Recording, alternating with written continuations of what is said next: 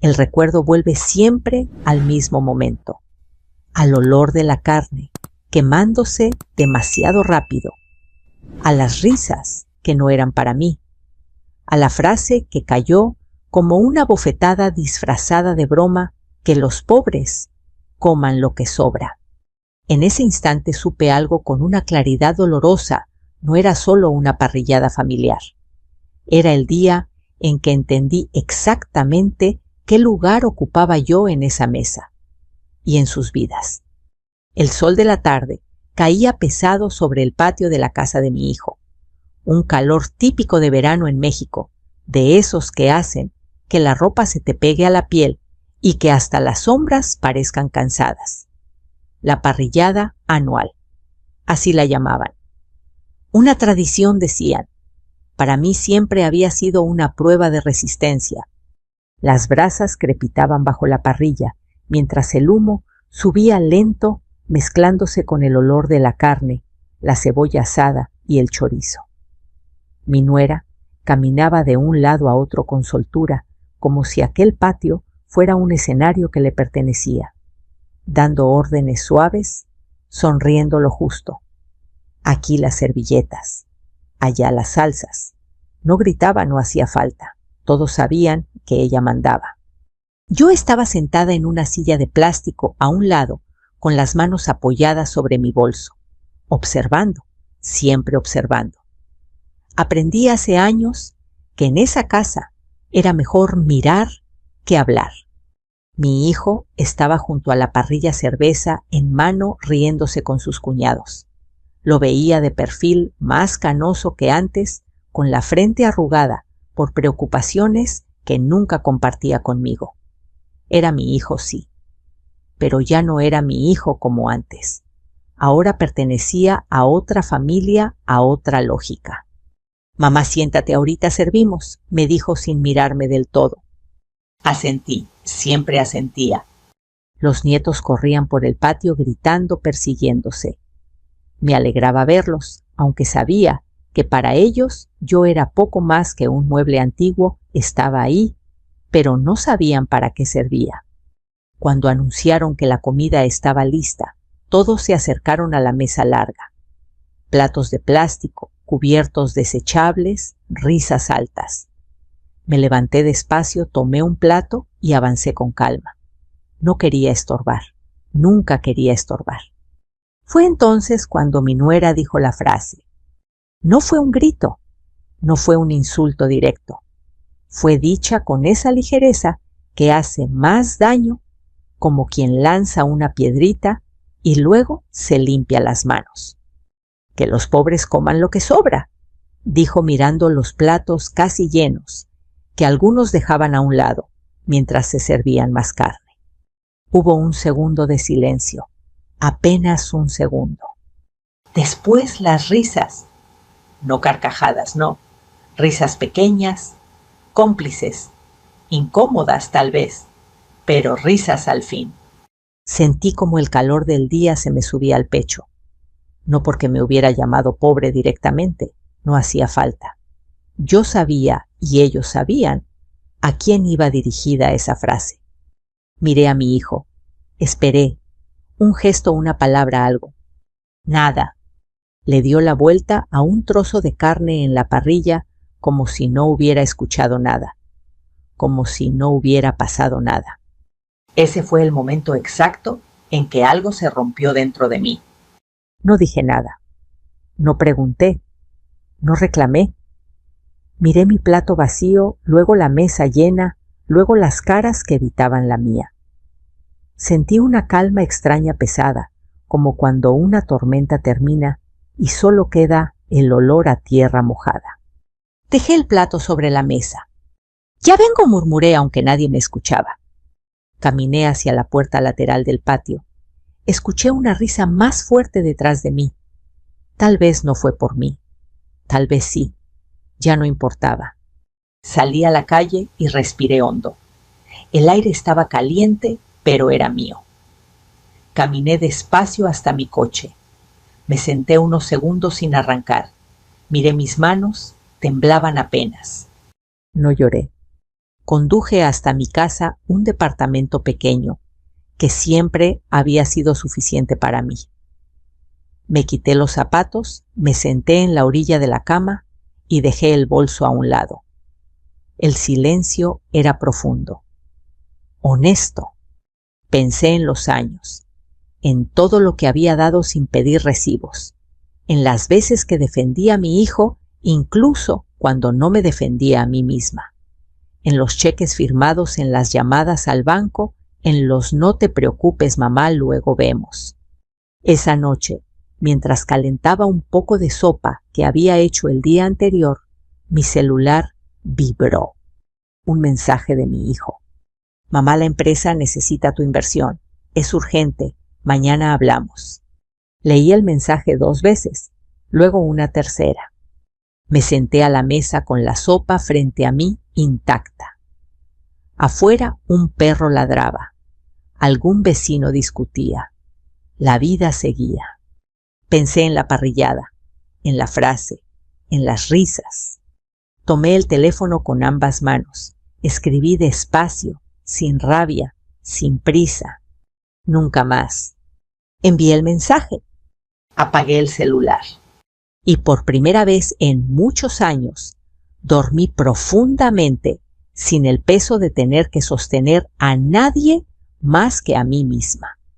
A la mañana siguiente, desperté antes de que sonara el despertador. No fue por el ruido de la calle, ni por un sueño extraño.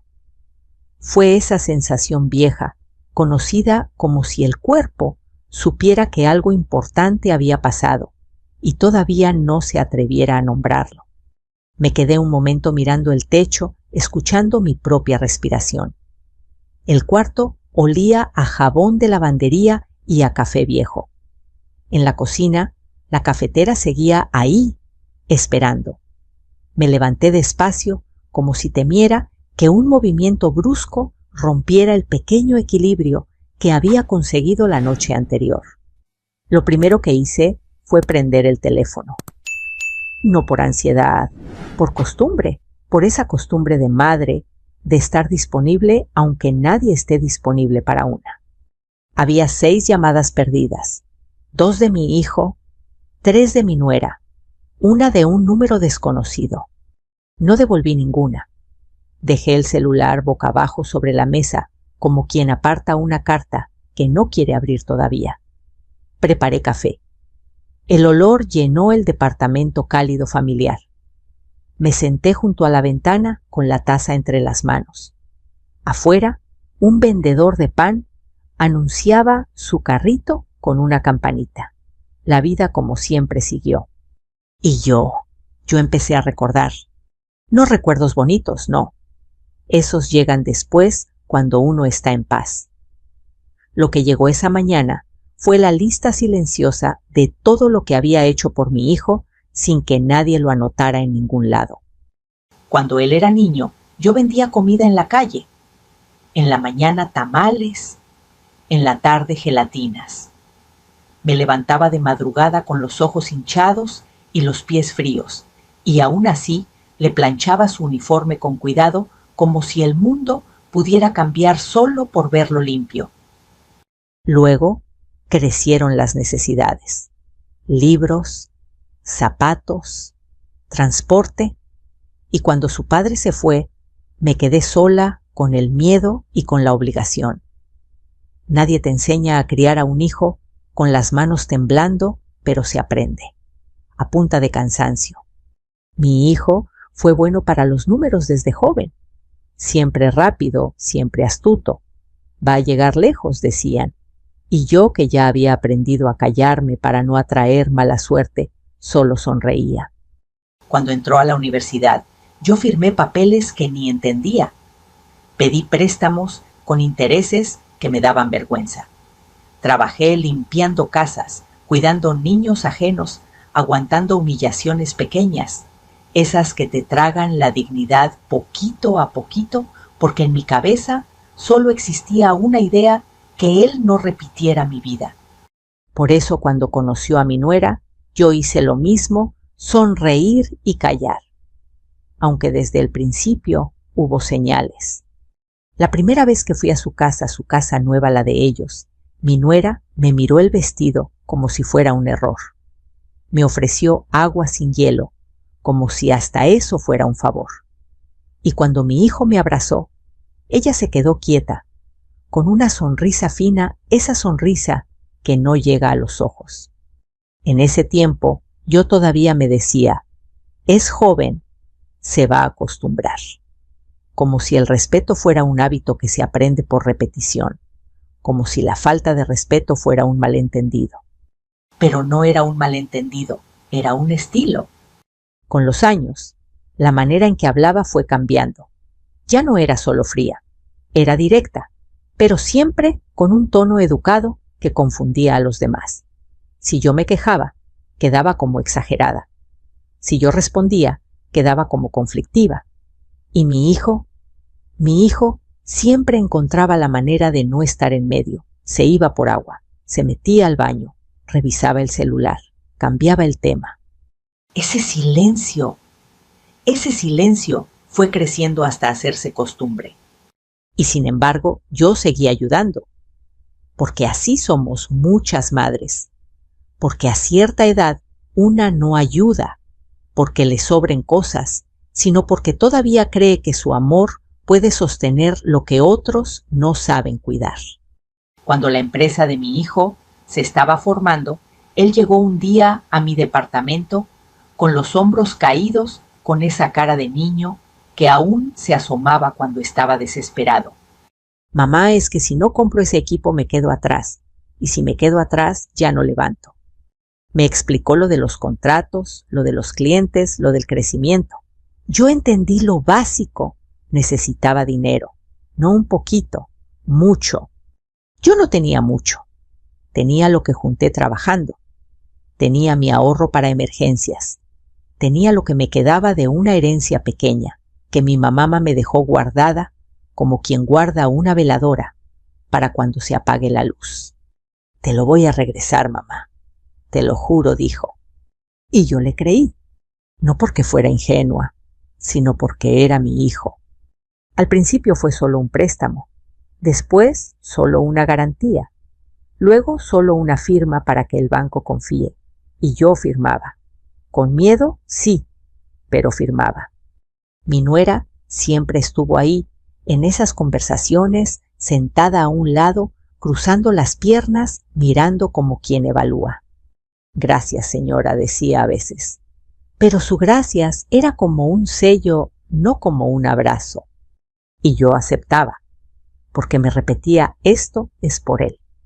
Por eso la frase de la parrillada me dolió tanto, no por la palabra pobres, sino por lo que reveló que todo ese esfuerzo, toda esa ayuda, para ellos seguía siendo lo que sobra.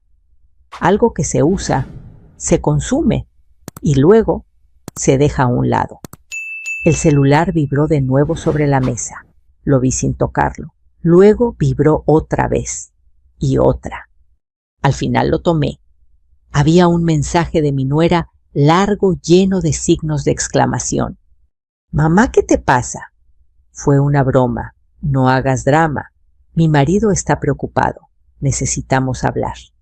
Leí fue una broma y sentí un calor seco en la garganta. Esa frase la había escuchado toda mi vida. La usan los que hieren cuando no quieren admitir que hirieron. No contesté.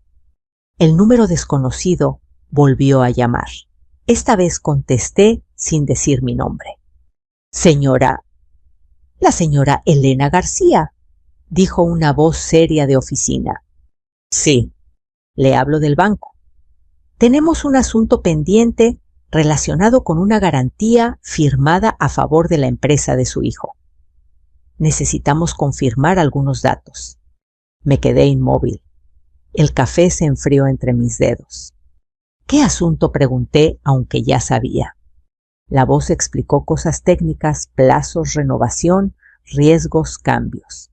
Pero la frase que me clavó fue otra. Hay una reestructuración y necesitamos su autorización. Sin su autorización no puede proceder. Colgué despacio. Me quedé mirando la pared como si la pared pudiera darme una respuesta. Ahí estaba la verdad. No era solo un favor familiar. Había papeles, había firmas, había un peso real que yo llevaba y que ellos trataban como si no existiera. Hasta que le surgía. El teléfono vibró otra vez. Esta vez era mi hijo. Mamá, por favor. No entiendo. Dime qué quieres. Te juro que lo arreglamos. Me reí.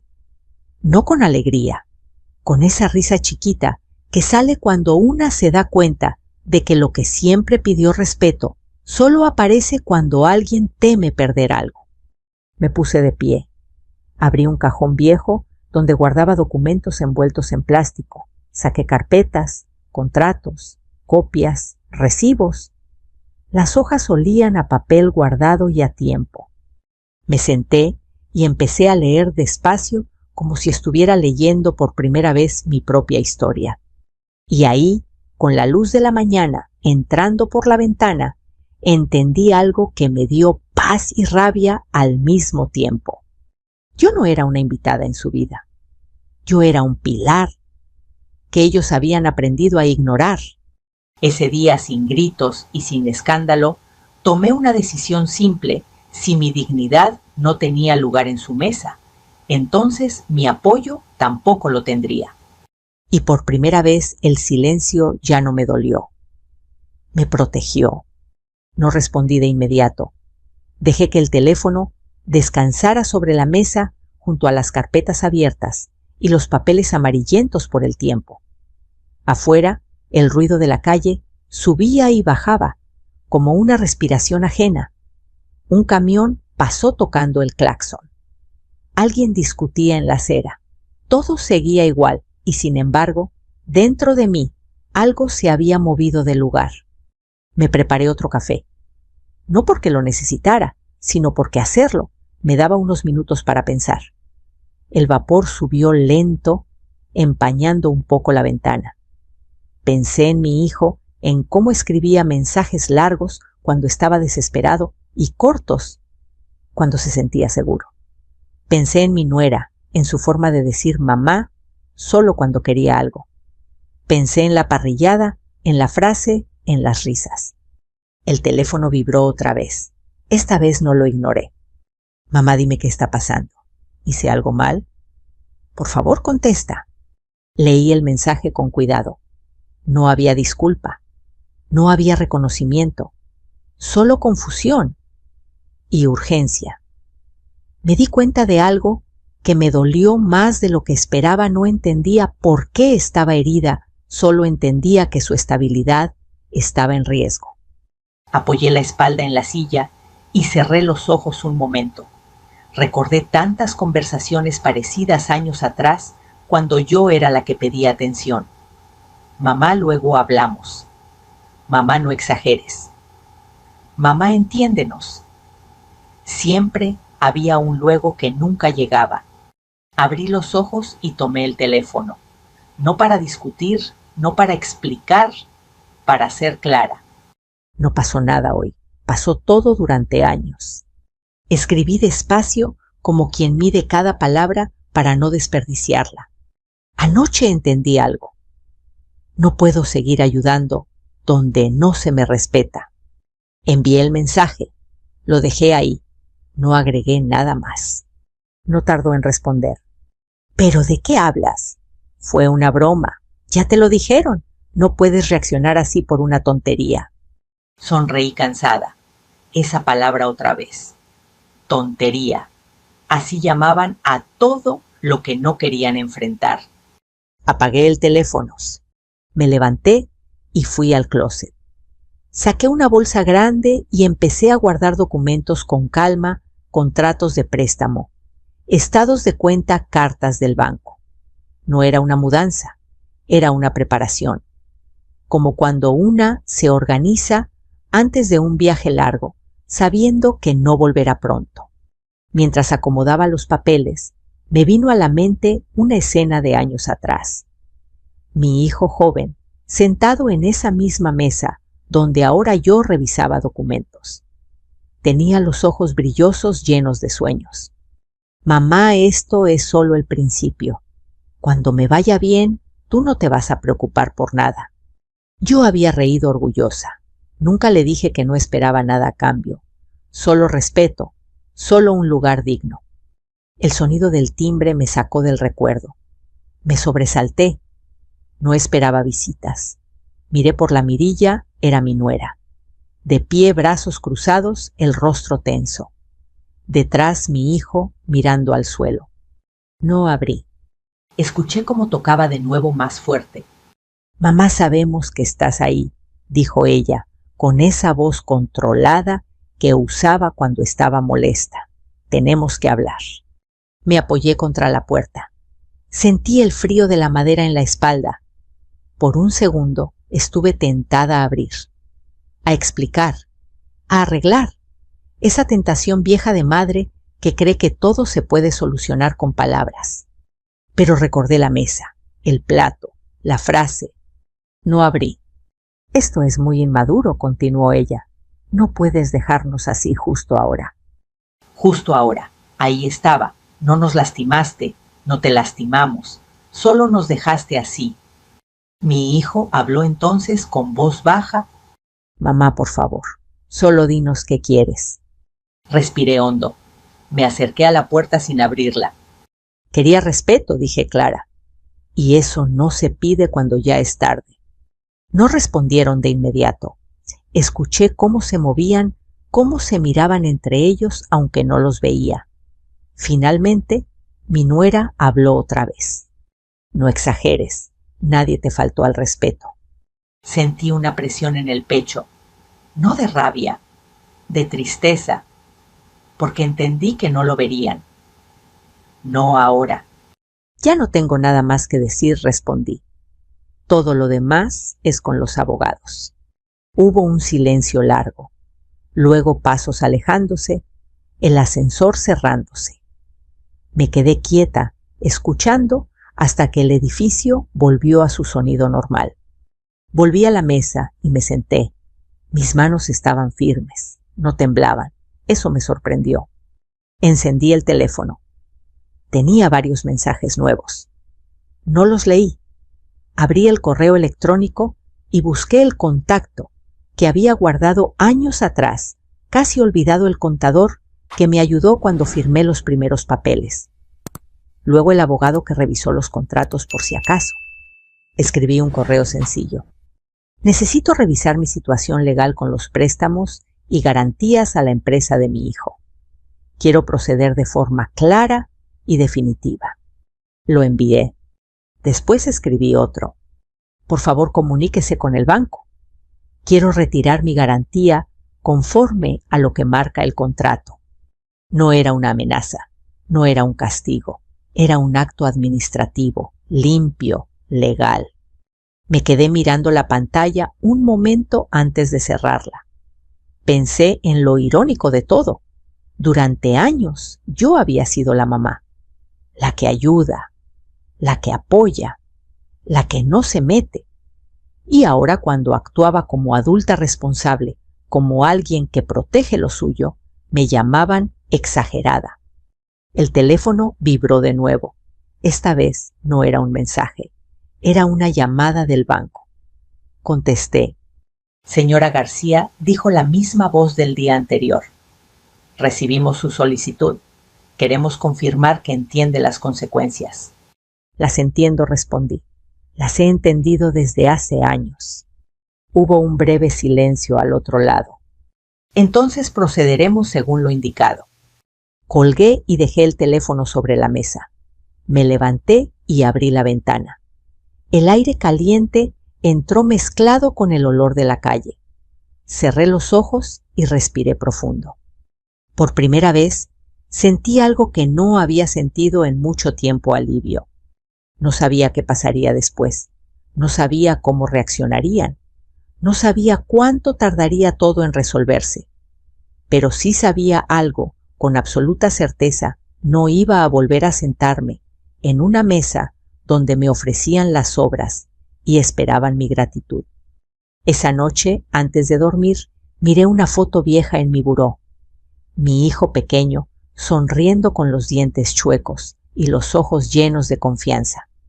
Pasé el dedo por el vidrio. «Te amo», susurré, «pero ya no voy a desaparecer por ti». Apagué la luz.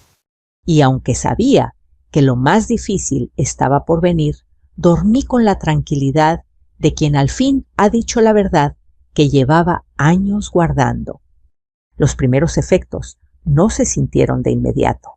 No hubo un colapso espectacular ni llamadas desesperadas al día siguiente. Fue más bien como cuando se corta el agua. Poco a poco, al principio, nadie se da cuenta, hasta que un día abren la llave y no sale nada. 2 días después de mi correo, el abogado me llamó. «Señora García, ya revisé los contratos», dijo con voz calmada. «Usted está completamente dentro de su derecho. La garantía puede retirarse. El préstamo fue condicionado a su respaldo. Sin él, el banco tiene que revaluar todo». No sentí alegría, tampoco culpa. Sentí claridad, algo que no había sentido en años. «Proceda», respondí. Colgué y me quedé sentada mirando la mesa. Recordé cuántas veces había firmado papeles sin leerlos con atención, confiando. Esta vez no había confianza ciega, había decisión. Esa misma tarde el banco llamó a mi hijo. No lo supe por el banco, lo supe por los mensajes. «Mamá, ¿qué hiciste? El banco está pidiendo documentos nuevos. Dicen que sin tu respaldo no pueden renovar». Leí los mensajes sin prisa, no contesté. 1 hora después llamó mi nuera. No contesté tampoco. Luego volvió a llamar, y otra vez. Al final dejó un mensaje de voz. «Esto ya se salió de control», decía con un tono que mezclaba enojo y miedo. «No tienes derecho a hacer esto sin avisar. Estás poniendo en riesgo todo lo que hemos construido». Todo lo que hemos construido.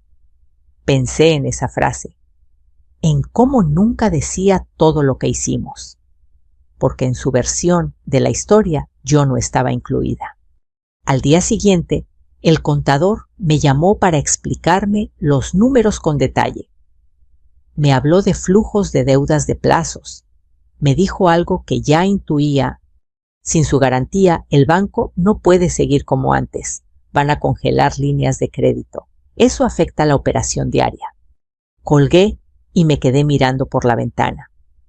Abajo, una mujer barría la banqueta con paciencia. Un niño pasaba en bicicleta. El mundo no se detenía porque la empresa de mi hijo estuviera en problemas. Eso también fue una lección. Esa noche tocaron a mi puerta. No miré por la mirilla. Sabía quién era. Reconocí la forma de tocar primero suave, luego más fuerte. Abrí. Mi hijo estaba ahí, con los hombros caídos. Detrás mi nuera, con los brazos cruzados y el rostro tenso. «Mamá», dijo él, «tenemos que hablar». Los dejé pasar, no por debilidad, por cierre. Se sentaron en el sillón. Yo me quedé de pie. «El banco nos está presionando», empezó mi hijo. «No entendemos por qué hiciste esto así de repente». «No fue de repente», respondí. «Fue después de muchos años». Mi nuera intervino rápido. «No puedes usar el dinero para castigarnos. Eso no se hace en una familia». La miré con calma, sin odio, sin miedo. «Yo no estoy castigando a nadie», dije. «Estoy dejando de sostener algo que no me reconoce». «Pero somos familia», alzó la voz. «Eso se habla». «Lo hablé muchas veces», respondí. Solo que nunca escucharon.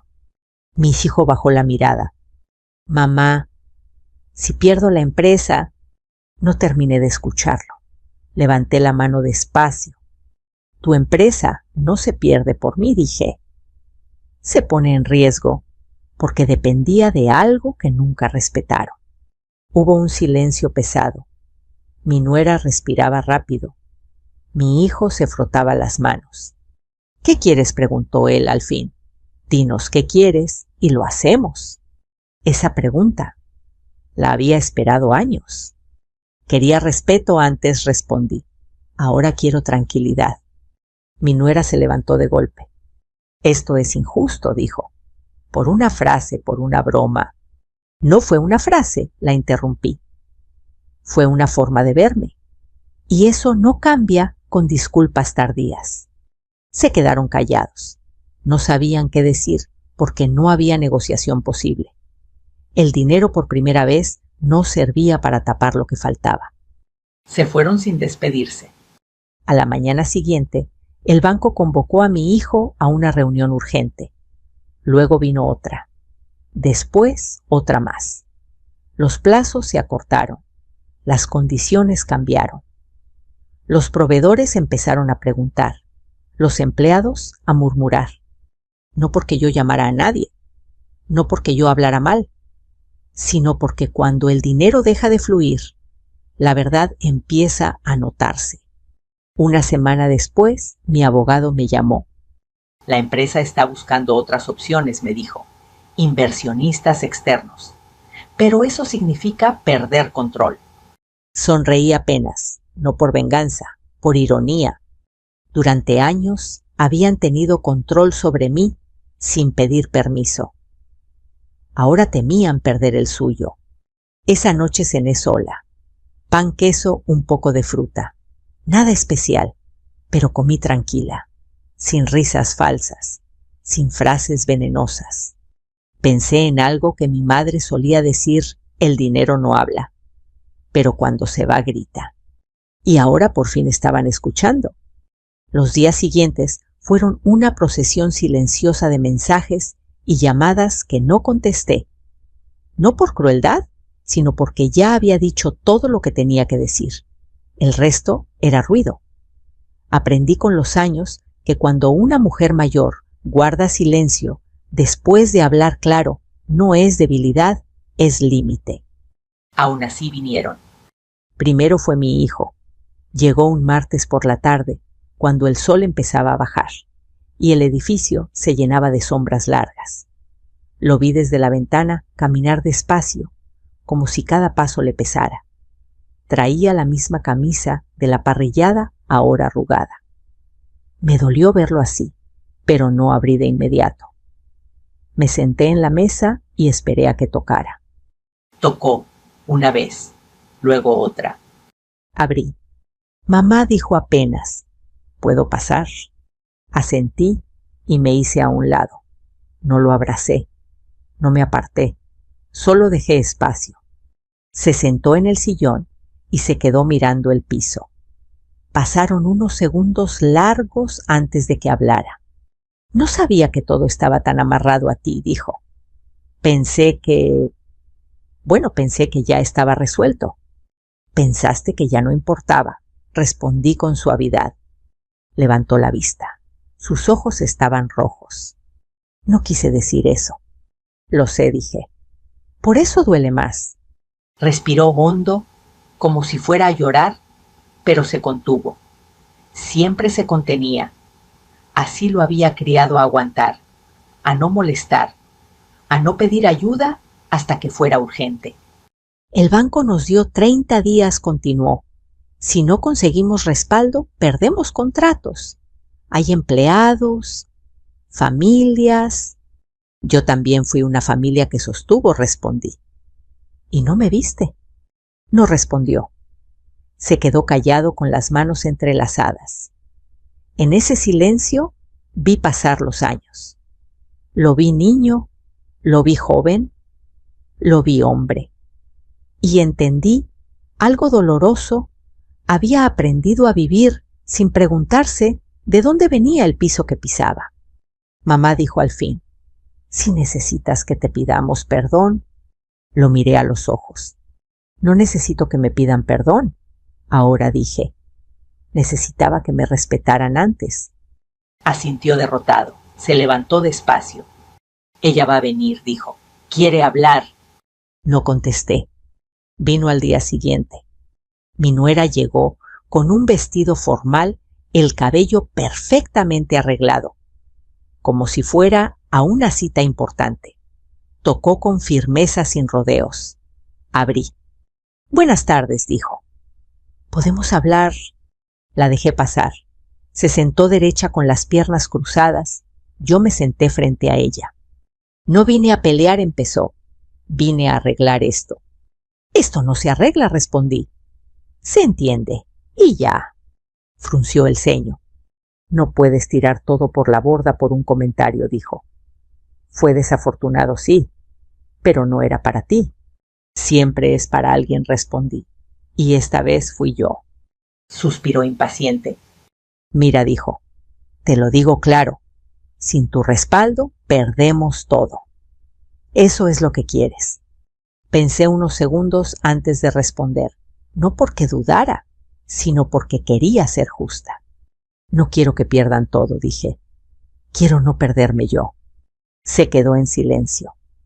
Por primera vez desde que la conocía, no tenía una respuesta rápida. Sus manos se movieron nerviosas. ¿Qué necesitas para cambiar de opinión?, preguntó. Ahí estaba, el intento final de negociación. Nada, respondí. No voy a cambiar de opinión. Su rostro se tensó. Esto es egoísta, dijo. Después de todo lo que hicimos por ti. La miré con calma, sin levantar la voz. No me hicieron un favor, dije. Yo los ayudé. Y lo hice con gusto, hasta que entendí que para ustedes yo comía al final. Se levantó de golpe. Caminó unos pasos por el departamento. Siempre haces lo mismo, dijo. Te haces la víctima. Me levanté también.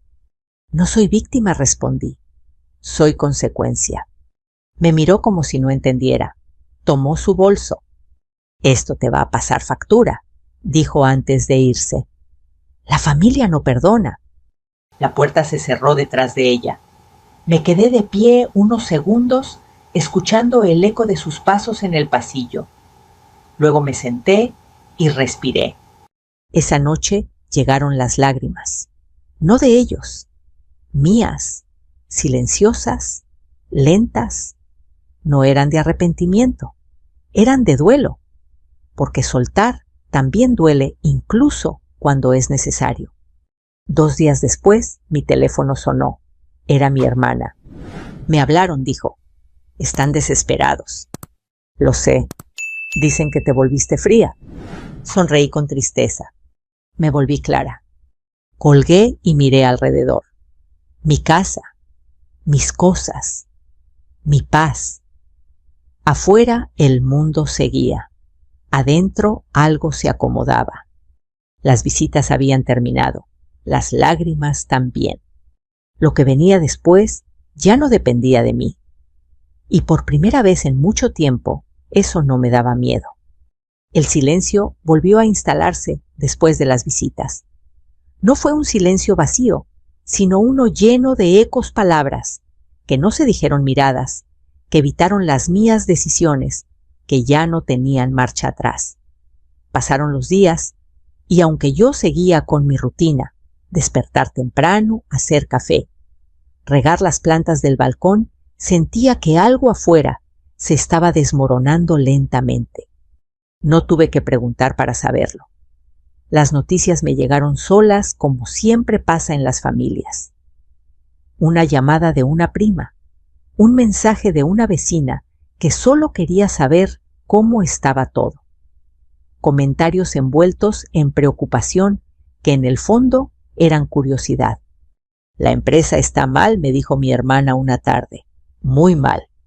No respondió cuando le pregunté cómo lo sabía. No hacía falta. En un pueblo, en una familia, los problemas nunca son realmente privados. Supe que el banco había congelado una línea de crédito importante, que los proveedores empezaron a exigir pagos adelantados, que un contrato grande se había detenido hasta nuevo aviso. Palabras elegantes para decir que la confianza se estaba agotando. Mi hijo empezó a llamar menos. Cuando lo hacía, su voz sonaba cansada, opaca. Ya no pedía, informaba, como si contarme lo que pasaba fuera una forma de alivio. Estamos buscando inversionistas, me dijo una noche. Gente de fuera. Eso cambia muchas cosas, respondí.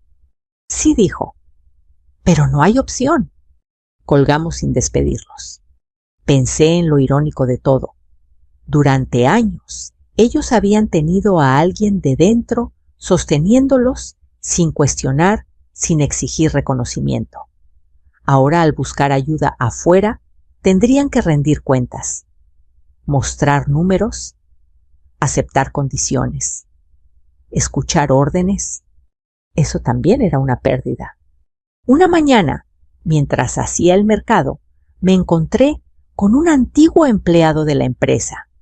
Me saludó con respeto, con esa mezcla de incomodidad y lealtad que tienen quienes saben más de lo que dicen. Las cosas están tensas, comentó. Se habla de recortes. Sentí un nudo en el estómago. No por culpa, por tristeza. Siempre supe que mis decisiones tendrían consecuencias más allá de mi familia, pero también sabía que no podía seguir cargando con un sistema que se sostenía sobre mi silencio. Lo siento, dije. No es su culpa, respondió. Todos sabíamos quién ponía el respaldo real. Esa frase me acompañó todo el día. ¿Quién ponía el respaldo real? No solo económico, emocional, moral, invisible. Con el paso de las semanas, mi nuera dejó de llamar. Su nombre desapareció de mi pantalla. Supe por otros que estaba irritable, que discutía con mi hijo, que culpaba a todos, menos a ella misma. Perdió esa seguridad con la que caminaba por la casa, esa manera de hablar, como si todo estuviera bajo control. Mi hijo, en cambio, envejeció de golpe. Así me lo describieron. Ojeras, espalda encorvada, silencios largos. La presión hace eso, te quita la arrogancia y te devuelve a lo esencial. Un día me llamó temprano. Mamá dijo, ¿te acuerdas cuando me ayudaste la primera vez? Sí.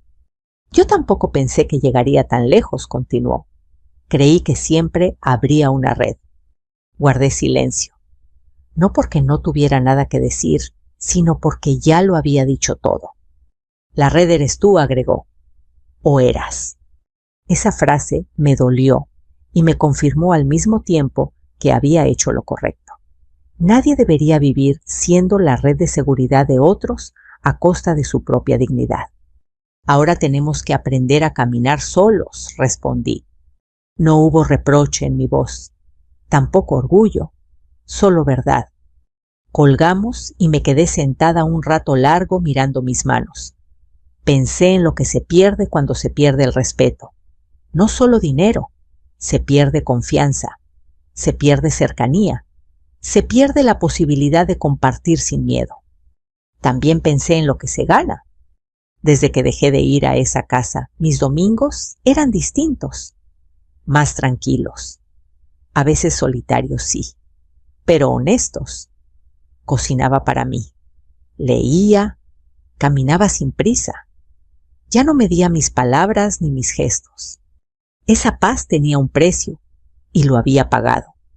Una tarde encontré una carta en el buzón. No era de mi hijo, era del abogado. Me informaba que la empresa había aceptado condiciones con un grupo externo. Nuevos socios, nuevas reglas. El control familiar se diluía. Leí la carta 2 veces, luego la guardé en un cajón. No sentí triunfo, sentí cierre. Porque lo que realmente se había perdido no era una empresa. Era una ilusión, la de que el amor familiar puede sobrevivir cuando se alimenta del desprecio. Esa noche me senté en el balcón con una taza de té. El cielo estaba claro, las luces de la calle encendidas. Pensé en todo lo que había sostenido sin darme cuenta de cuánto me costaba. Y comprendí algo importante: perder también es una forma de ordenar la vida. A veces hay que dejar que las cosas caigan para ver qué queda en pie. Yo seguía en pie, y eso para mí ya era suficiente. El tiempo hizo lo que siempre hace, acomodó las cosas sin pedir permiso. No las arregló, no las volvió bonitas, pero las puso en su lugar. Pasaron meses. El calendario avanzó sin preguntar si yo estaba lista. Y poco a poco la vida se fue volviendo más silenciosa y más mía. Mis mañanas ya no empezaban con sobresaltos ni con el teléfono vibrando. Empezaban con luz, con el sol entrando por la ventana y el sonido de una cafetera vieja que ya sabía exactamente cuánto tardaba en hervir. Me sentaba a la mesa con una libreta y anotaba cosas simples: comprar pan, llamar a una amiga, regar las plantas. Nadie dependía de mí para sobrevivir, y yo, por primera vez, tampoco dependía de la aprobación de nadie. Un domingo, mientras caminaba por el mercado, me encontré con una vecina que hacía tiempo no veía. «¿Te ves diferente?», me dijo. «Más tranquila». Sonreí. No supe qué responderle, porque tenía razón, pero explicarlo habría tomado demasiado tiempo. ¿Cómo se explica la paz que llega cuando una deja de justificarse? Mi hijo llamó semanas después. No era una llamada urgente, no había prisa en su voz. «Mamá, solo quería saber cómo estás». Esa frase tan sencilla me conmovió más que cualquier disculpa elaborada. Le respondí con la verdad. «Estoy bien». «Me alegra», dijo. «¿De verdad?». Hablamos poco, del clima, de cosas pequeñas. No mencionó la empresa, yo tampoco. Al despedirnos hubo un silencio breve. «Quería decirte algo», agregó. «He estado pensando mucho». Esperé. «No entendí a tiempo lo que significaba respetarte», dijo. «No supe verte». Cerré los ojos un instante, no por dolor, por reconocimiento. «Gracias por decirlo», respondí. «Eso importa». No hablamos de perdón. No hacía falta. A veces entender es más importante que reconciliar. Mi nuera no volvió a aparecer. Su nombre dejó de circular en las conversaciones familiares. Supe por otros que seguía molesta, que hablaba de traiciones y exageraciones. Ya no me dolía. Comprendí que algunas personas solo saben mirar el mundo desde el lugar donde están paradas. Y yo ya no estaba ahí. Un día encontré una caja vieja mientras ordenaba el closet. Dentro había cartas, fotos, recibos. Mi vida entera resumida en papeles. Vi a la mujer que fui joven, cansada, esperanzada. Vi todo lo que había dado sin pedir nada a cambio. Cerré la caja con cuidado y la devolví a su lugar. No para olvidarla, para honrarla. Me di cuenta entonces de algo esencial. No me había vuelto dura, me había vuelto clara. Y la claridad a cierta edad es un regalo que una se hace a sí misma. A veces por la noche pensaba en aquella parrillada, en la frase, en las risas. Ya no me ardía el pecho, ya no revivía el momento con rabia, lo veía como un punto de quiebre necesario, el instante exacto en que dejé de sentarme a una mesa donde mi dignidad no tenía lugar. No me hice rica cuando retiré mi apoyo. Me hice rica cuando dejé de pagar con mi dignidad. Y esa riqueza nadie me la podía quitar. Si llegaste hasta aquí, tal vez esta historia tocó algo en ti. Tal vez te recordó una comida familiar donde te sentiste invisible. Tal vez una frase de broma que dolió más de lo que se quiso admitir. Tal vez un silencio que pesó demasiado tiempo. Quiero decirte algo desde este lugar de calma, no estás exagerando. El respeto no es un lujo, es la base, y nunca es tarde para poner límites, aunque duelan, aunque cambien todo. Si esta historia te hizo pensar, me gustaría leerte. Déjame un comentario y cuéntame desde dónde nos estás escuchando, qué parte resonó contigo. Aquí compartimos historias todos los días. Historias de vida real, de dignidad, de decisiones difíciles que transforman destinos. Si no quieres perderte ninguna, te invito a suscribirte. Acompáñanos en este espacio donde las voces que fueron calladas por años, por fin se escuchan. Sigamos este camino juntos, con respeto, con verdad, con humanidad.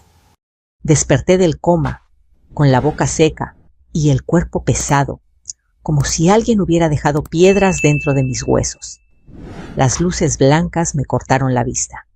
Escuché máquinas pitando y un olor a desinfectante me llenó los pulmones. Quise hablar, pero no pude. Entonces escuché la voz de mi hija bajita, temblorosa. Pensamos que no ibas a despertar. Antes de entender lo que significaba la voz de mi yerno, cayó como hielo. Este ya no es tu lugar. No hubo gritos, no hubo lágrimas. En silencio tomé mi bolso y me fui. Horas después, gritaron de shock. Me llamo Elena Morales. Tengo 62 años y hasta ese día creía conocer el significado de la palabra familia. Cuando abrí los ojos por primera vez, después de 6 meses en coma, no supe dónde estaba. El techo era blanco, demasiado blanco, y las luces parecían soles pequeños clavados en el cielo. Parpadeé varias veces. El sonido constante de una máquina marcaba un ritmo ajeno, como un corazón que no era el mío. Una enfermera se acercó con una sonrisa que intentaba ser tranquila. Señora Elena está en el hospital. Tranquila, despacio. Quise preguntarle cuánto tiempo había pasado, pero mi garganta apenas dejó salir un susurro. Ella me humedeció los labios con una esponja. El agua sabía a nada, pero me devolvió la vida. Voy a avisarle a su hija, dijo. Mi hija, Lucía. En ese momento sentí un alivio que me recorrió el pecho. Pensé que estaría llorando de felicidad, que me abrazaría como cuando era niña y se caía de la bicicleta. Pensé muchas cosas que no sucedieron. Lucía entró al cuarto, con pasos cortos. Tenía los ojos hinchados y el cabello recogido de cualquier manera. Detrás de ella venía Esteban, mi yerno, con la espalda recta y la cara dura. No me miró a los ojos de inmediato. Se quedó cerca de la puerta, como si aquel lugar no le perteneciera. Mamá, dijo Lucía y su voz se quebró. Pensamos que no ibas a despertar. Quise decirle que estaba ahí, que había luchado por volver, que la escuché tantas veces durante la oscuridad. Quise tomarle la mano. Pero antes de que pudiera moverme, Esteban habló. Es mejor que lo sepas. Ahora dijo sin rodeos. Este ya no es tu lugar. No levantó la voz. No fue cruel en el tono. Fue peor. Fue frío, práctico, como quien lee una instrucción. El silencio se estiró entre nosotros. Sentí como algo se acomodaba dentro de mí. No fue rabia. No fue tristeza. Fue claridad. Entendí de golpe que había cosas que ya se habían decidido sin mí. ¿Qué quieres decir? Logré preguntar con la voz rasposa. Lucía bajó la mirada. Esteban cruzó los brazos. Mientras estuviste inconsciente, continuó, tuvimos que tomar decisiones. La casa hizo una pausa breve. La casa ya no está disponible para ti. Mi cabeza zumbó. La casa. Mi casa. Quise reír, pensar que era una broma mal hecha, pero nadie sonrió. ¿Dónde voy a vivir?, pregunté. Lucía levantó los ojos llenos de culpa. Luego vemos eso, mamá. Luego vemos.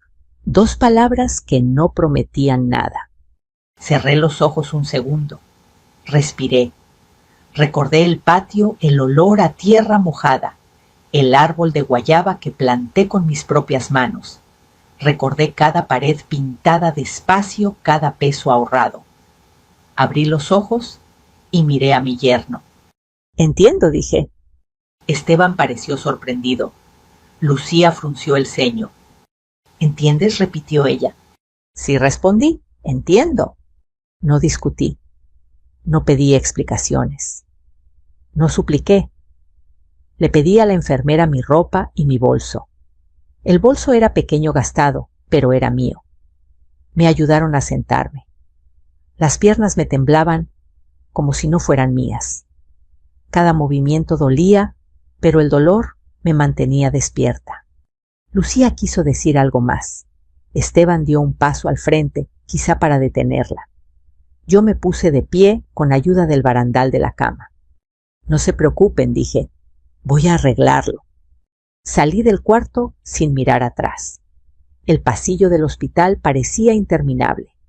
Cada paso era una victoria pequeña. Nadie me siguió. Nadie me llamó. Afuera, el aire me golpeó la cara. Era temprano. La ciudad despertaba con su ruido habitual, camiones vendedores, pasos apurados. Me senté en una banca con el bolso sobre las piernas. Mis manos temblaban. No sabía si por el frío o por todo lo que acababa de pasar.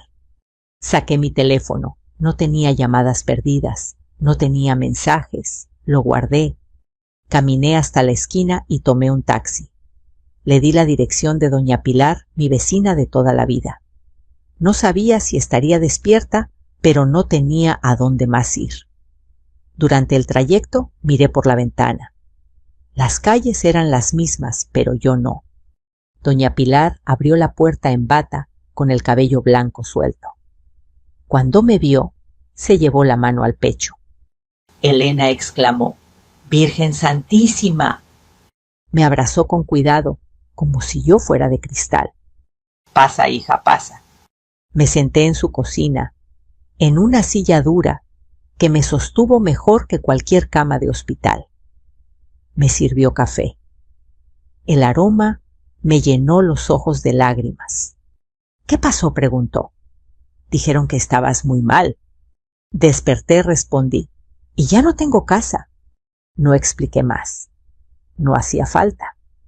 Doña Pilar asintió despacio, como quien entiende sin preguntar. Me dejó quedarme en el cuarto de visitas. Cerré la puerta y me senté en la cama sin desvestirme. Esa noche no dormí. Escuché los sonidos de la casa ajena, el reloj de pared, el viento afuera. Pensé en Lucía cuando era niña, en cómo me pedía que no apagara la luz. Pensé en Esteban y en su voz segura. Pensé en mi casa ocupada por otros. No lloré, no aún. Al amanecer me levanté y me miré al espejo. Estaba más delgada, mi cabello más blanco, pero mis ojos estaban despiertos. Me lavé la cara y me dije en voz baja: «Sigo aquí». Tomé mi bolso. Adentro estaban mis documentos, mi identificación. Unas monedas, una libreta vieja. ¿Suficiente? Ese día iba a empezar a recuperar lo que era mío. No por venganza, por dignidad. Porque si algo aprendí al despertar, es que el silencio también puede ser una respuesta.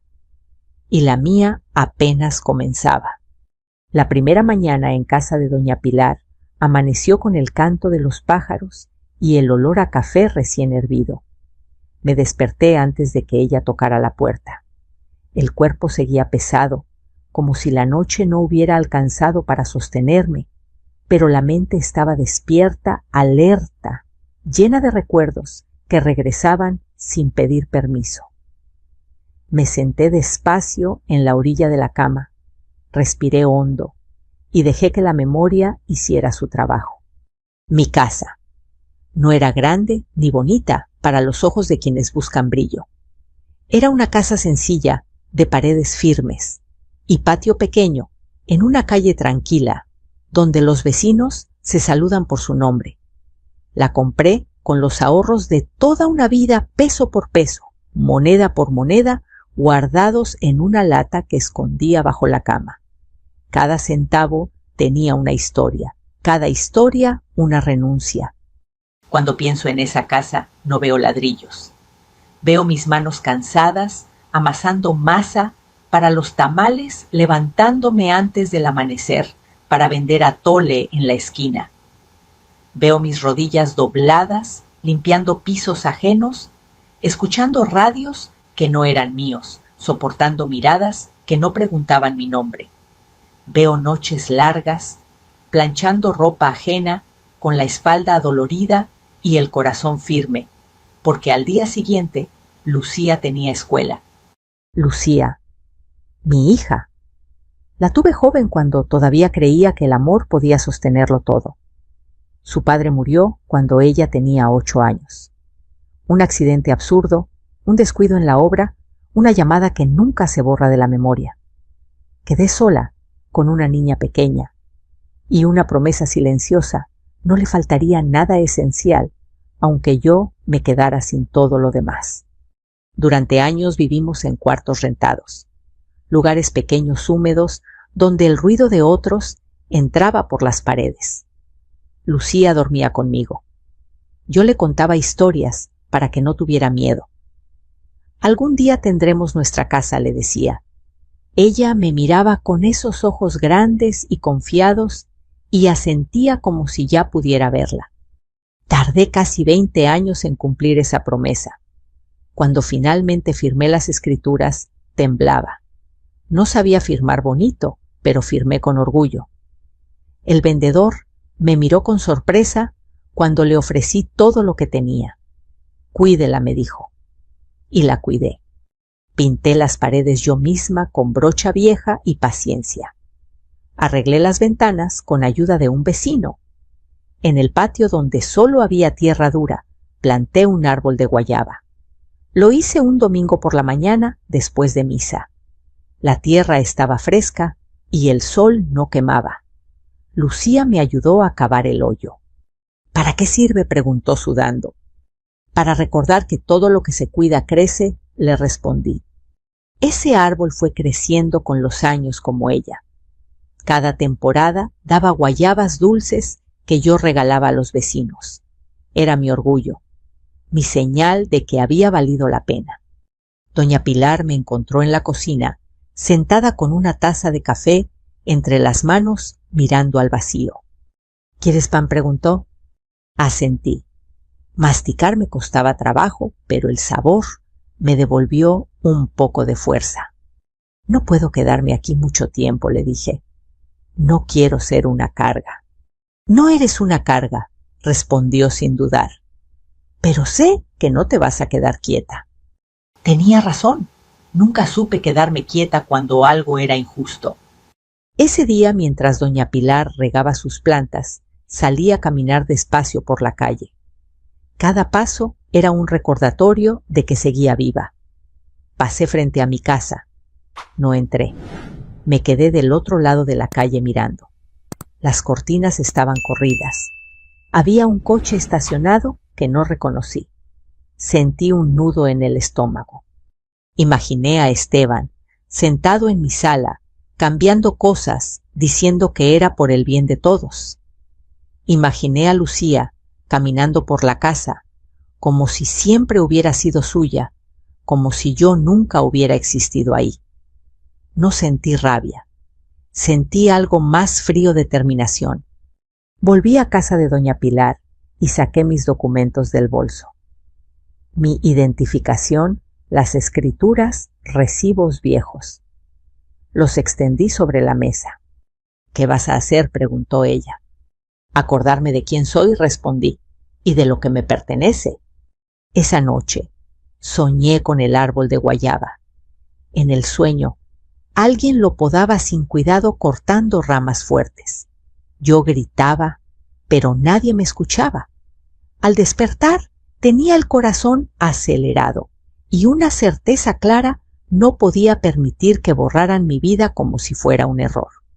Me senté en la cama y recé.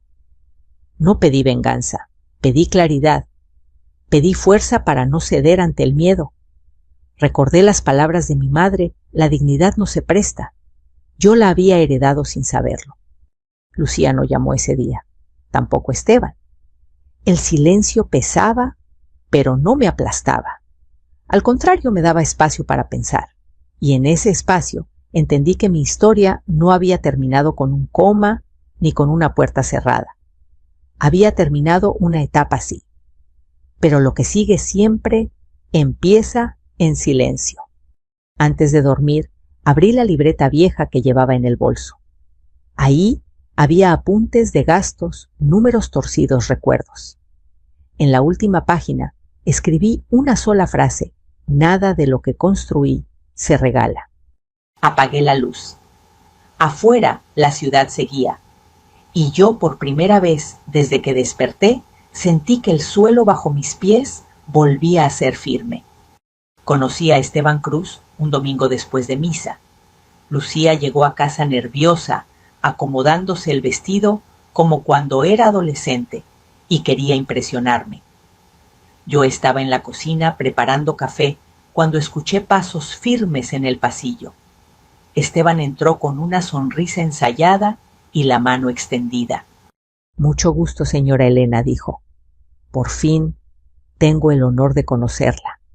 Tenía voz segura, de esas que no dudan. Me miró de arriba abajo con rapidez, como quien evalúa algo antes de comprarlo. Yo le estreché la mano y le sonreí. Pase, hijo, esta es su casa. Esa frase que siempre dije con orgullo fue la primera que él empezó a torcer con el tiempo. Al principio fue amable. Demasiado. Traía pan dulce, preguntaba por mi salud, me llamaba suegra, con una familiaridad que parecía sincera. Pero había algo en su mirada que no me gustaba. No era desprecio abierto, era cálculo. Como si siempre estuviera midiendo cuánto ocupaba yo en su vida. Después de la boda, las visitas cambiaron. Esteban ya no se sentaba conmigo en la cocina, prefería la sala, se recargaba en el sillón y miraba alrededor con los brazos cruzados. La casa es sólida, decía, pero ya está vieja. Tiene historia, respondía yo. Sí, pero la historia no paga el mantenimiento, contestaba él sonriendo. Lucía se quedaba en medio sin decir mucho. A veces me miraba como pidiendo permiso para estar de acuerdo con su marido. Otras veces asentía en silencio como si ya hubiera tomado una decisión antes de hablar conmigo. Fue Esteban quien empezó a hablar de mejorar, de cambiar pisos, de pintar, de vender. Usted ya está grande, suegra, me dijo una tarde, como si me estuviera haciendo un favor. ¿Para qué quiere tanto espacio? Para respirar, respondí, y para recordar. Se rió como si hubiera dicho una tontería. Lucía y yo estamos pensando en el futuro, continuó, en algo más práctico. Esa palabra práctico empezó a aparecer en todas sus frases. Práctico era vender la casa. Práctico era mudarme a un departamento pequeño. Práctico era que ellos tomaran decisiones por mí. Lucía empezó a repetir sus palabras.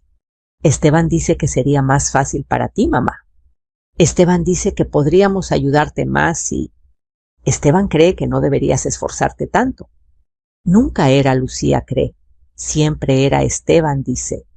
Una noche mientras lavaba los trastes, los escuché hablar en la sala. No gritaban, no hacía falta. Tu mamá no necesita esa casa, decía Esteban. Es demasiado para ella sola. Es su casa, respondió Lucía débilmente. Y tú eres su hija. Tenemos derecho a opinar. Esa frase me heló la espalda. Tenemos derecho. ¿Desde cuándo el amor da derecho a quitar? No salí de la cocina. Seguí lavando platos, dejando que el agua tapara mis pensamientos. No quería enfrentar algo que aún no entendía del todo. Con el tiempo, Esteban dejó de disimular. Empezó a hacer cambios sin preguntar. Mandó a reparar cosas que no estaban rotas. Cambió el color de una pared del patio sin decirme. Cuando reclamé, sonrió. Es para que se vea mejor, suegra. Usted debería agradecerlo. Lucía me pidió paciencia. Así es él, mamá. No lo hace con mala intención. Yo asentía, pero por dentro algo se quebraba despacio. La última conversación que tuvimos antes de mi derrame fue en el patio bajo el árbol de guayaba. El sol estaba fuerte y el aire olía a fruta madura. Esteban estaba de pie mirando el árbol. Habría que podarlo, dijo. Ya creció demasiado. Así es la vida, respondí. Crece. Me miró con una sonrisa tensa. También estorba. Sentí un mareo leve. Me senté. ¿Qué quieres decir, Esteban? Nada malo, respondió. Solo digo que hay cosas que ya cumplieron su ciclo. Lucía apareció con vasos de agua. Me miró preocupada. Mamá, ¿estás bien? Sí, mentí, solo cansada. Esteban se acercó un poco más. Hablando de ciclos, dijo, deberíamos hablar seriamente de la casa, de dejar todo arreglado. ¿Arreglado para quién?, pregunté. No respondió de inmediato. Me sostuvo la mirada. Para la familia. Ese día sentí que el suelo se movía bajo mis pies. Pensé que era el calor. Pensé que era el cansancio. Nunca imaginé que mi cuerpo ya estaba anunciando algo más. Desperté días después en una cama que no reconocía. Luego vino la oscuridad, el coma. Y durante esa oscuridad escuché su voz más de una vez. Fría, segura, hablando de papeles, de tiempos, de cuando ya no esté. Ahora sentada en la cocina de doña Pilar, cada recuerdo encajaba como piezas de un rompecabezas que no quise ver antes. Esteban no había llegado a mi vida por amor. Había llegado por espacio, por control, por algo que creyó que podía tomar. Miré mis manos marcadas por años de trabajo. Pensé en Lucía, en la niña que ayudó a plantar el árbol. Pensé en el hombre que ahora le decía qué pensar. No murmuré para mí misma, no todo está perdido. Porque aunque Esteban creyó haber ganado, aún no entendía algo esencial. Yo había construido mi vida sin pedir permiso. Y no iba a dejar que la borraran con palabras bonitas y decisiones ajenas. Esa noche, mientras el viento movía las hojas de las plantas de doña Pilar, tomé una decisión silenciosa. No iba a enfrentar a Esteban con gritos. No iba a suplicar a mi hija. Iba a esperar, a observar. Y cuando llegara el momento, hablaría con hechos. Porque los hombres como él solo entienden una cosa cuando aquello que creen seguro se les cae de las manos. El coma no es un sueño, no es descanso. Es un cuarto oscuro donde el tiempo no existe y el cuerpo ya no obedece. Yo estaba ahí suspendida sin poder moverme ni hablar, pero escuchando demasiado. Al principio fueron sonidos lejanos, pitidos, pasos, voces que entraban y salían como si vinieran desde el fondo de un pozo. Después, poco a poco, las palabras se hicieron claras. Y con ellas la verdad. Recuerdo la primera vez que escuché la voz de Lucía. Sonaba cansada, gastada, como si hubiera llorado mucho y ya no tuviera fuerzas. Mamá, si puedes oírme, dijo. Los doctores no saben cuándo vas a despertar. Quise decirle que estaba ahí, que la escuchaba, que no me dejara. Pero mi cuerpo era una piedra. Nada respondía. Solo podía escuchar. Luego llegó Esteban. Siempre lo sabía porque sus pasos eran firmes, seguros, como si aquel hospital le perteneciera. No hablaba conmigo. Hablaba del futuro. No podemos seguir así, decía. El hospital es caro y nadie nos garantiza que vaya a volver. Lucía sollozaba. ¡Es mi mamá! Y yo lo entiendo, respondía él, pero también tenemos que pensar en nosotros, en nuestra vida, en nuestras deudas. Esa palabra se quedó flotando en la oscuridad. Deudas. No la había escuchado antes. Entendí entonces que no todo se trataba de mí. Una noche, o lo que yo sentí como una noche, escuché algo que me atravesó el pecho. La casa está sola, dijo Esteban. Vacía, no tiene sentido. ¿Qué quieres decir?, preguntó Lucía. Que podríamos usarla, temporalmente. Mi mamá necesita un lugar mientras arreglamos lo del banco. Mi corazón, si todavía podía latir con fuerza, lo hizo. Mi casa, mi patio, mi árbol. Y mamá, susurró Lucía. Lucía, dijo Esteban con paciencia fingida. Los doctores ya dijeron que puede quedarse así meses o años. Tú sabes que ella no querría ser una carga. Quise gritar. Nunca fui una carga. Trabajé toda mi vida para no serlo. Pero mi voz no salió. El silencio me aplastó. Escuché a otras voces. Una mujer mayor, supuse que la madre de Esteban. Pobrecita, decía, pero Dios sabe por qué hace las cosas. Claro, respondía Esteban, y nosotros tenemos que ser prácticos. Prácticos. Otra vez esa palabra. La usaba como si fuera una bendición.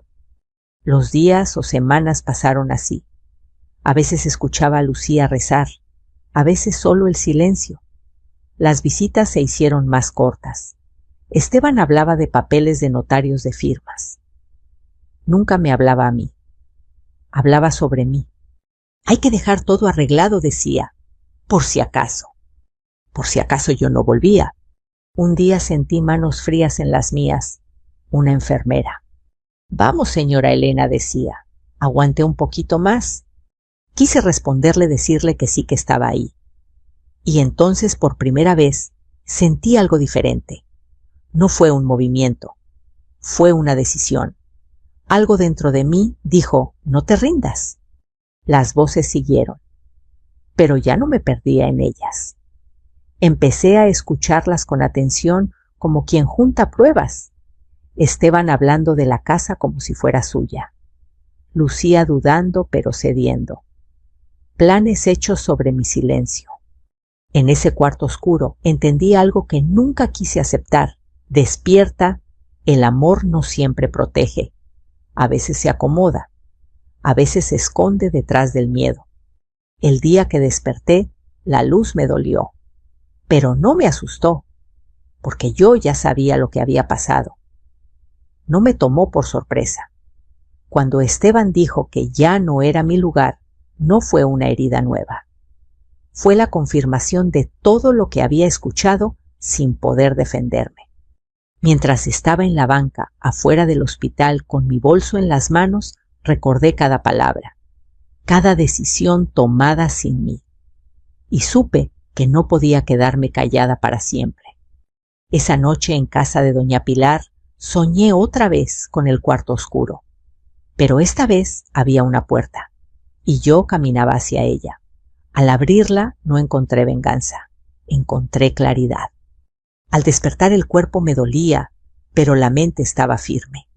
Me senté despacio y respiré. Ya no era la mujer inconsciente de la que hablaban como si no estuviera. Era Elena Morales, viva, despierta, y lista para hacer algo con todo lo que había escuchado. Porque si el coma me había quitado meses de vida, también me había regalado algo invaluable, la verdad, y con la verdad la fuerza para no volver a cerrar los ojos. Me quedé en casa de doña Pilar varios días. No llevaba la cuenta exacta, porque el tiempo después del coma se vuelve una cosa blanda, como masa sin forma. Había mañanas en que me despertaba creyendo que todo había sido un mal sueño, y otras en que el peso de la realidad me caía encima, apenas abría los ojos.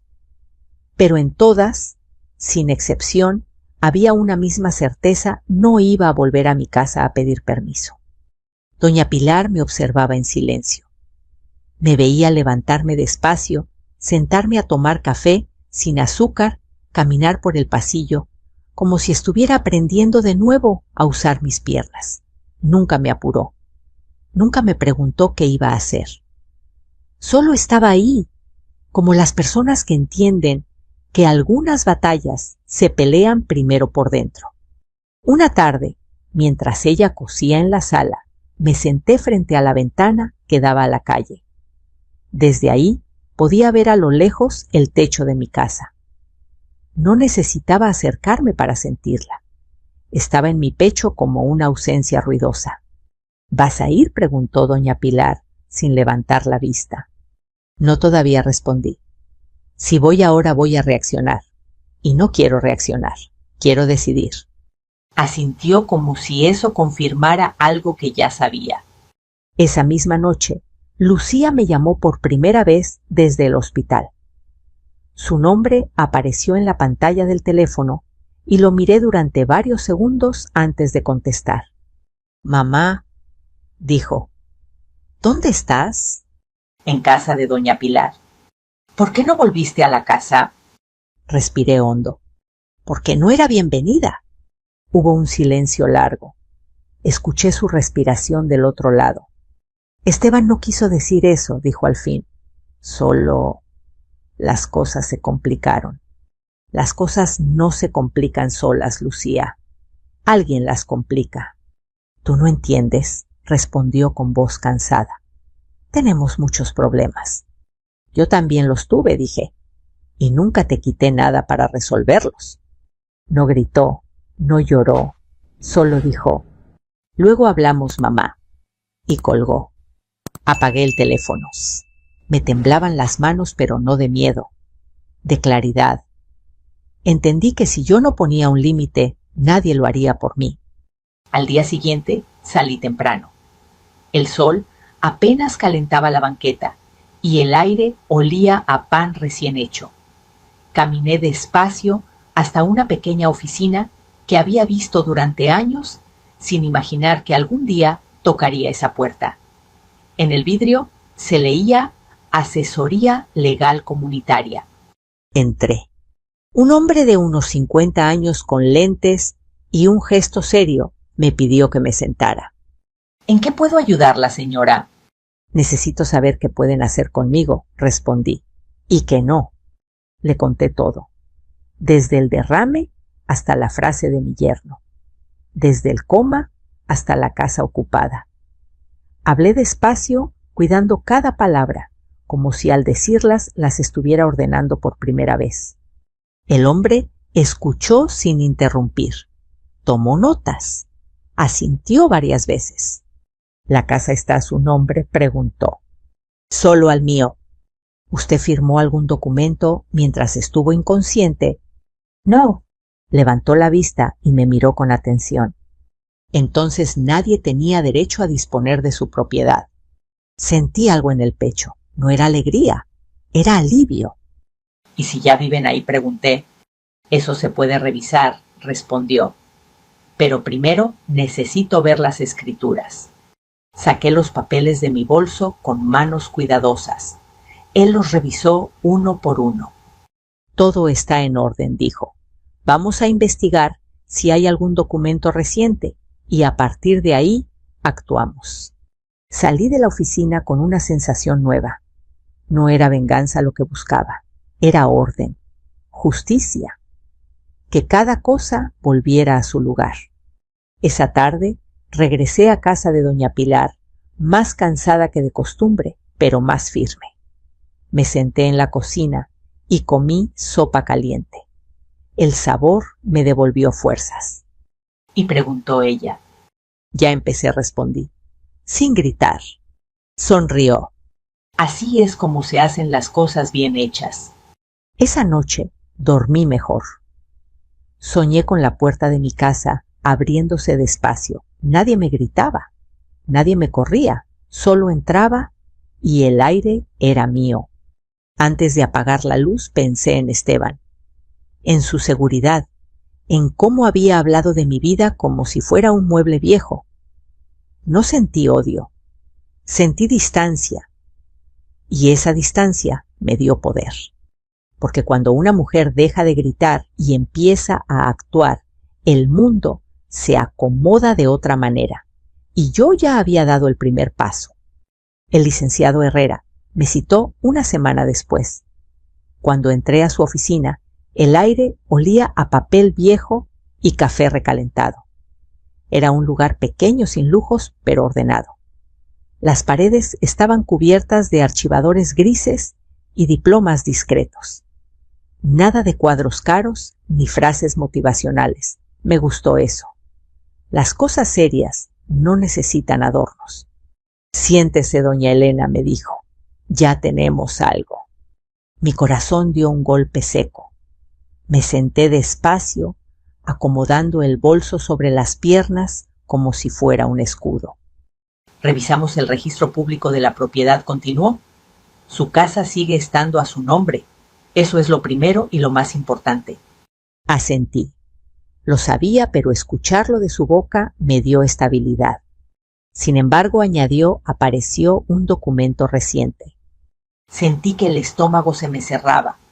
Un contrato de comodato dijo: supuestamente usted autorizó que su hija y su yerno usaran la casa.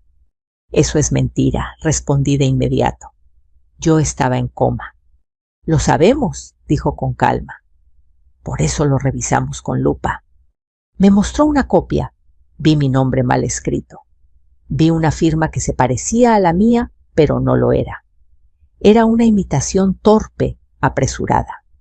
Esta firma no coincide con la suya, explicó. Y además el documento fue fechado cuando usted estaba hospitalizada. Cerré los ojos un segundo, no para llorar, para respirar. Entonces empecé. Entonces ese es falso, dijo sin rodeos. Y eso cambia todo. Sentí una mezcla de tristeza y confirmación. Esteban había cruzado una línea que ya no tenía vuelta atrás. No solo había hablado por mí, había firmado por mí. ¿Qué pasa ahora?, pregunté. Ahora podemos proceder con una demanda civil para recuperar la posesión del inmueble, respondió.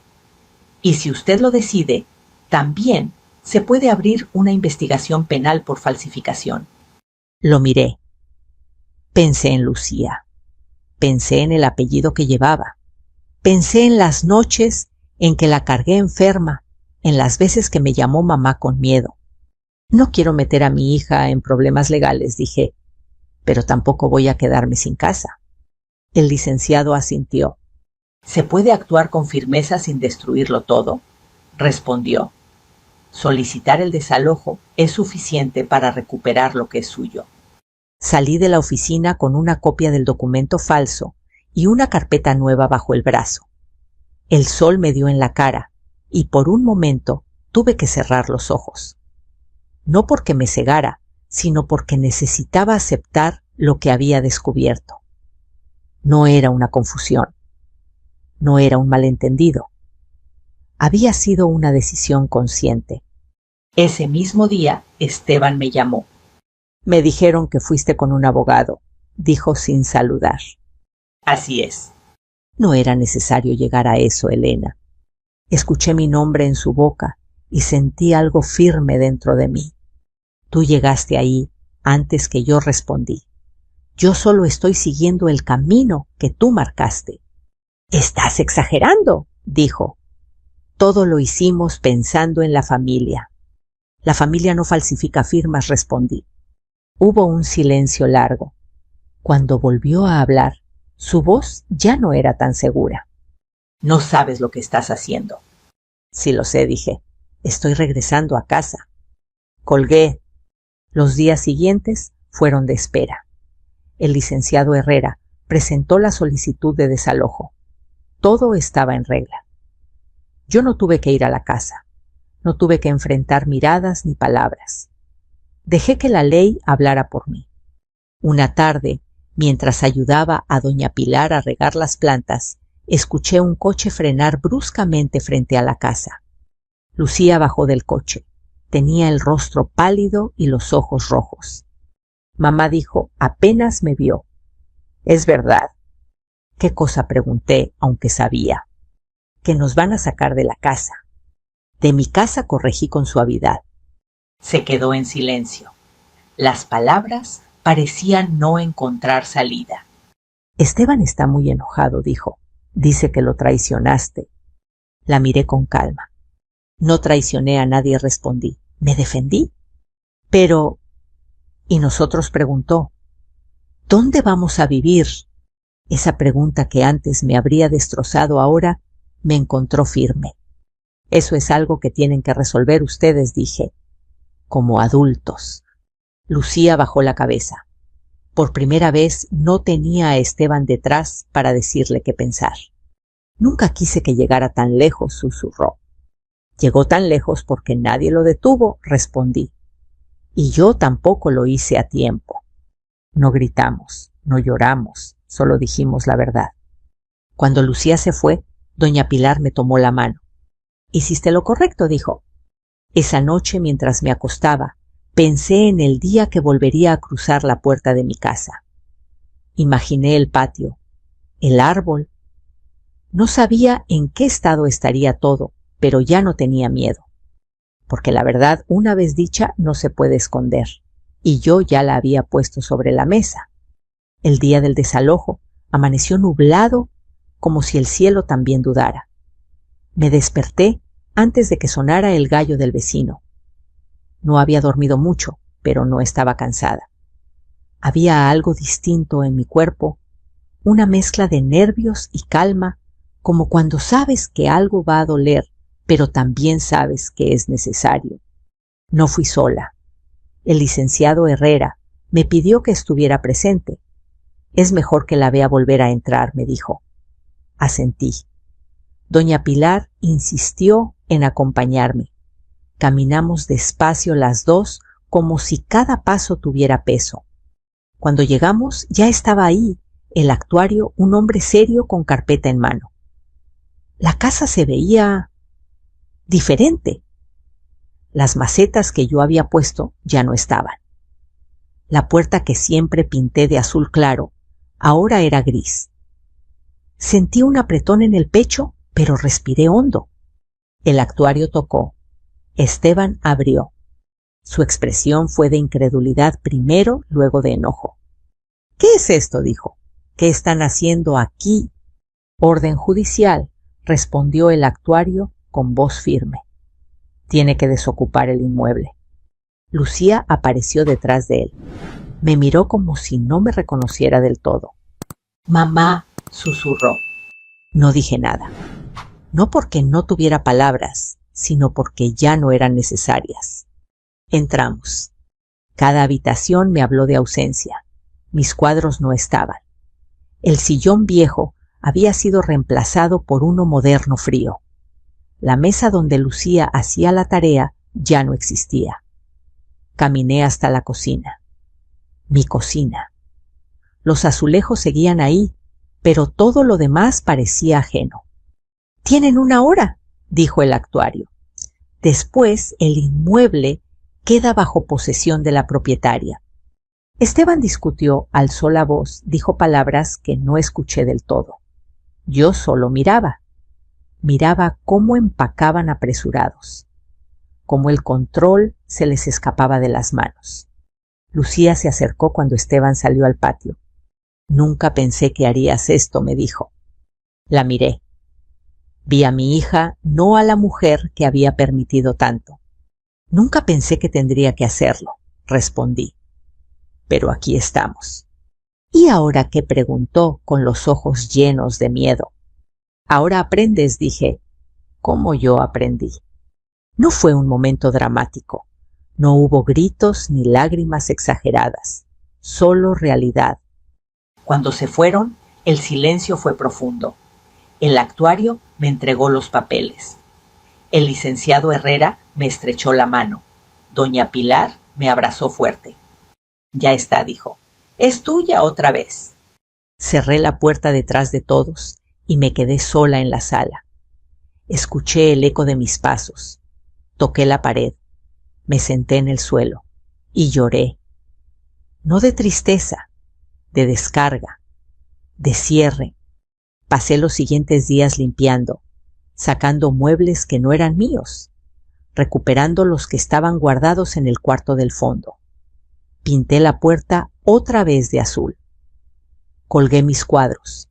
Volví a poner la mesa de madera en la cocina. Cada objeto que regresaba era una parte de mí que volvía a su lugar. Una tarde, mientras barría el patio, Lucía apareció en la puerta. «¿Puedo pasar?», preguntó. Asentí. Se sentó en la silla vieja, miró alrededor. «No sabía que la casa se sentía así», dijo. «Ahora entiendo por qué no querías dejarla». «Las casas guardan lo que somos», respondí. «Por eso hay que cuidarlas». «Esteban y yo», empezó. «Estamos separados». No sentí alivio ni satisfacción, solo aceptación. «Lo siento», dije, y lo sentía de verdad. «Yo también», respondió, «por muchas cosas». Nos quedamos en silencio. No era incómodo, era honesto. Antes de irse, me abrazó. No como hija dependiente, como mujer que empieza a ver claro. Los meses pasaron. Mi salud mejoró. Volví a caminar por el mercado. Volví a sentarme en mi patio por las mañanas. Volví a ser yo. Aprendí algo importante. Amar no significa cederlo todo. Ser madre no significa desaparecer. Y despertar de un coma no solo es volver a la vida. Es volver a decidir cómo vivirla. Si llegaste hasta aquí, quiero decirte algo desde el corazón. Si alguna vez te hacen sentir que ya no perteneces, que estorbas, que tu lugar ya no es tuyo. Recuerda esto, tu dignidad no se negocia. Nunca es tarde para poner límites. Nunca es tarde para volver a casa, incluso si esa casa primero tiene que ser reconstruida por dentro. Si esta historia te hizo pensar, sentir o recordar algo propio, déjalo en los comentarios. Me gustaría saber desde dónde estás escuchando y qué parte resonó contigo.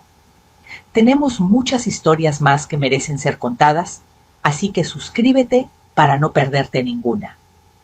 Sigamos este camino juntos, con respeto, con memoria y con fuerza.